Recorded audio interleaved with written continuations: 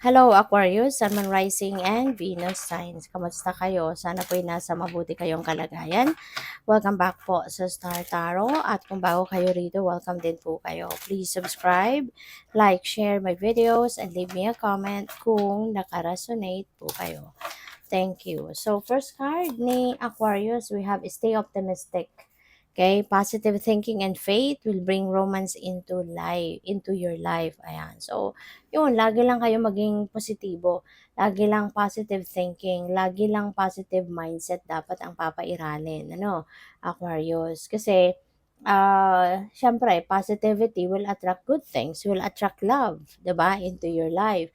And in this case, sabi nga, positive thinking and faith will bring romance into your life, 'di ba? Lalo-lalo na doon sa mga Aquarius na hanggang ngayon siguro single pa kayo, maaring matagal na kayong nagmo-manifest ng partner, maaring matagal na kayong nagdadasal, no, na dumating na sa inyo yung love life ninyo.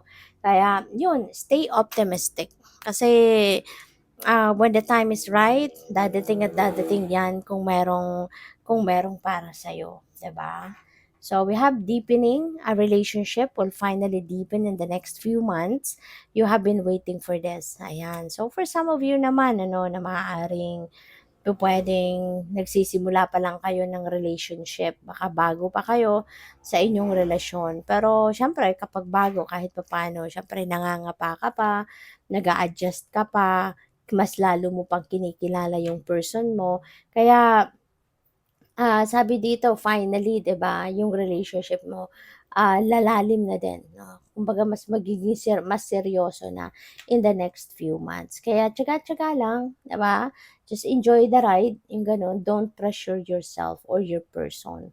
Kasi dadating din kayo sa punto na makikilala ninyo ang isa't isa ng mas malaliman, mas ma-appreciate ninyo yung bawat isa. So what else? We have leave your fears behind.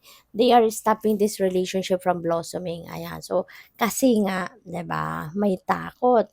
Baka ang iba sa inyo natatakot na magpakita ng inyong 100% na pagmamahal. Maaaring natatakot, no, na magbuhos ng tiwala, 'di ba, sa person mo, or pagbuhos ng pag-ibig, pagmamahal sa person mo. Kasi baka nanggaling kayo sa failed relationship, 'no, kaya may takot na kayo. But yun din ang magiging ano, yun din ang magiging, hindrance 'no, dito sa inyong relationship from blossoming, 'di ba? Kung, ah, ang tawag dito, dini-deprive ninyo yung sarili ninyo from expressing, 'di ba, kung ano talaga yung inyong nararamdaman, 'di ba? Parang it's not going to help you, ayun takot, it's not going to help you na mag-grow ang inyong, relationship with your person right now, 'di ba? Kung natatakot pa kayo, 'no, hatid ng or gawa ng kung ano man ang naging sitwasyon ninyo in the past relationship. So we have give your relationship a chance. Okay, work on your partnership. So give your relationship sa ngayon a chance naman. Kasi, 'di ba, hindi naman lahat ng tao pare-parehas. So you never know, 'di ba? Yung dati mong karelasyon, baka yung malayong-malayo naman siya dito sa bago mong karelasyon, hindi ba?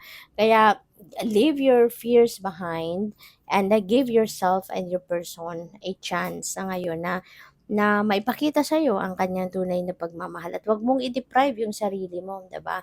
From expressing your love for your person sa ngayon as well. So, work on your partnership. Kung seryoso ka naman sa inyong relasyon, work on it, 'di ba? At maging sensitive ka din, no, sa person mo, yung gano'n. And yun, maging totoo ka lang, no? Maging totoo ka lang, yun ang mahalaga. So, we have retreat. It's time to disconnect from the world. Ayan. So, paminsan-minsan, kailangan talaga natin yun, 'di ba, na mag-retreat tayo so that we can renew ourselves. And this time, maaring kailangan mong mag-retreat kasi baka may mga kaguluhan sa isip mo, pupuwedeng naaapektuhan yung relationship mo ng trabaho, 'di ba? Pupuwedeng gano'n, eh, or family, 'di ba? Maaaring nakakaapekto din sa nararamdaman mo sa ngayon. And maaaring naaapektuhan din in a negative way yung inyong relationship. Kaya it's time to disconnect from the world temporarily at magmuni-muni, magnilay-nilay, mag-retreat, 'di ba? Pupuwede 'no, na kayong dalawa ng asawa mo or boyfriend or girlfriend mo yung, pupunta sa kung saan man para mag-retreat, 'di ba? So, puwedeng gano'n din 'yon, puwedeng magba-bonding din kayo. So we have release your ex. The time has come to clear your energy. Okay? Kasi yun nga, no, maaari na yung past relationship mo, maaring yun ang nagdudulot ng takot, yun ang nakakaapekto pa sa relationship mo sa ngayon. Kaya siguro kayo natatakot na mag-express ng sarili ninyo, natatakot na magpakita ng totoo ninyo nararamdaman towards your person. Kasi nasa isip mo pa, nasa loob mo pa, no, kung sino yung ex mo at kung ano yung nangyari sa inyo in the past. Kaya it's about time na for you to release your ex. Tanggalin mo na siya totally sa buhay mo, 'di ba? Disconnect with him or her at mag-focus ka na lang sa kung sino ngayon ang mahal mo, kung sino ngayon ang kasama mo sa buhay. Okay? So, tignan natin kung ano pa ang ganap.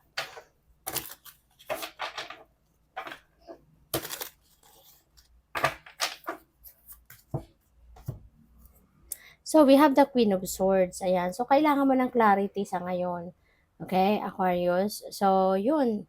Makakatulong sa'yo yung pagre-retreat na to if you're going somewhere, whether kasama mo yung person mo or hindi, 'di ba? Yung pag-retreat mo, pag ninilay-nilay mo, pag mumuni-muni mo, that is going to help you a lot na magkaroon ka ng clarity, magkaroon ka ng direksyon sa buhay sa ngayon. Kung ano talaga yung magiging desisyon mo, ano talaga yung gusto mong gawin, 'di ba? Yung gano'n. So, good luck sa'yo. At saka ano 'yan, panawagan din ito sa'yo na maging totoo ka na, Aquarius. Be honest with yourself. Maging honest ka sa sarili mo para maging honest ka din sa iba. And also, you will attract, honest people towards you, lalo-lalo na yung person mo. 'Di ba? Kasi kung authentic ka sa sarili mo, authentic yung pinapakita mo sa kanya, ganun din siya. You know, ganun, magiging ganun din siya sa'yo. So, yun. We have Ace of Wands. Ayan. So, yeah, maaari na magkakaroon kayo rito ng bagong pupuwedeng iba sa inyo papasok sa bagong romantic relationship kung kayo ay single pa. Baka magkaka-love life na kayo. And, feeling ko din dito for some of you na maaaring merong pinagdadaanan na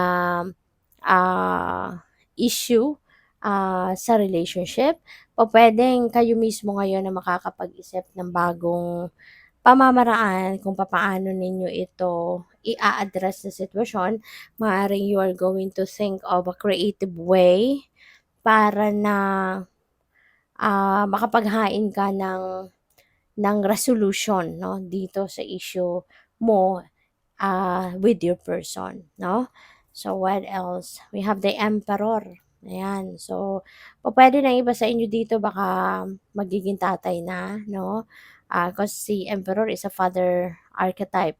Kaya baka ang iba sa inyo, maybe having your firstborn, puwedeng gano'n. Or, since si Emperor is about stability, so, maaari 'no, na mas magiging stable na maaayos na din kung meron man mga issues, sa relationship, maaayos na 'yan sa ngayon at magiging mas stable na, yung inyong relationship. Mas magiging solido na yung pundasyon, mas makakapag-focus ka na ngayon sa person mo and sa relationship mo with him or with her. So, yun, good luck. Thank you for watching, Love and Light. Namaste.